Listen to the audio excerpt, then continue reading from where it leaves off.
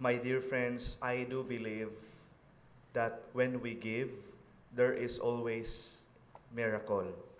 Or when we kumuhatag ta, nagyoy milagro nga mahitabo.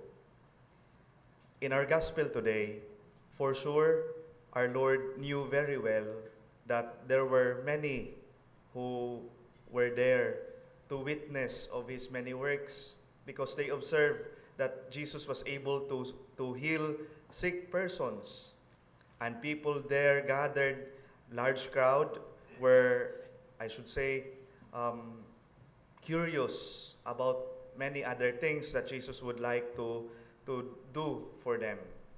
And at that, there was the kind of, the Passover feast was near, and Jesus cannot allow that these people who followed Him will not have any food to eat. Of course, that area was Awaaw, lugar nga Awaaw. But in that gospel again, our Lord would like to test His disciples. Of all the other disciples, for sure, wag isla kibaw unsa lay pagbuhat kay daghan ba kayo. Imagine there were about 5,000 men there. There is this little boy who was so much of concern for our Lord.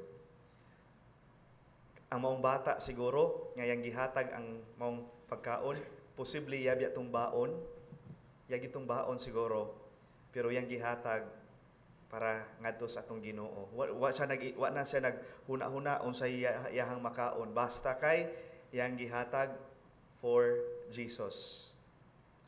And that our Lord must move His very heart nga naibata nakat-on siya sa pagkamangyatagon, even if dili na niya makaon, basta kay ang gihatag ni Jesus.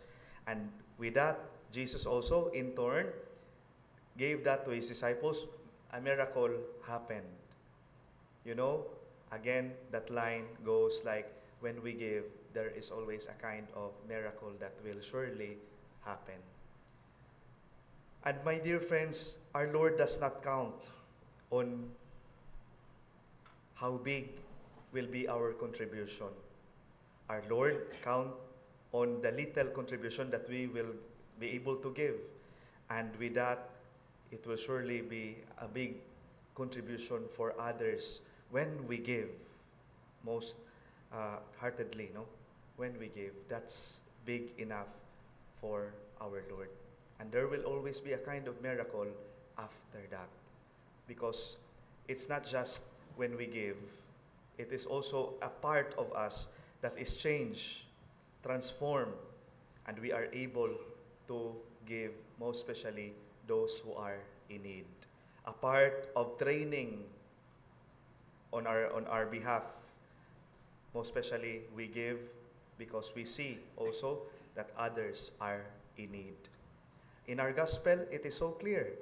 Jesus is able to make some kind of miracle because of these persons, this little child, very concerned of him or for our Lord.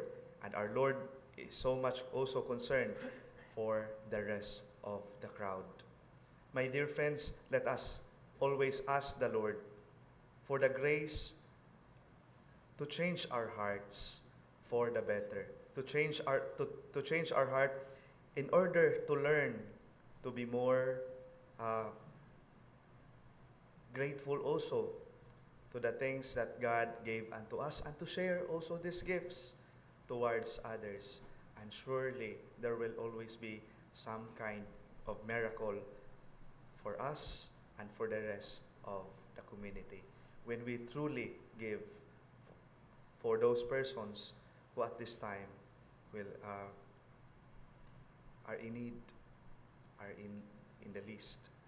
So with that, my dear friends, we ask the Lord to test our hearts as well, inasmuch as our Lord tested His disciples, and our concern is such a big move on the heart of our Lord.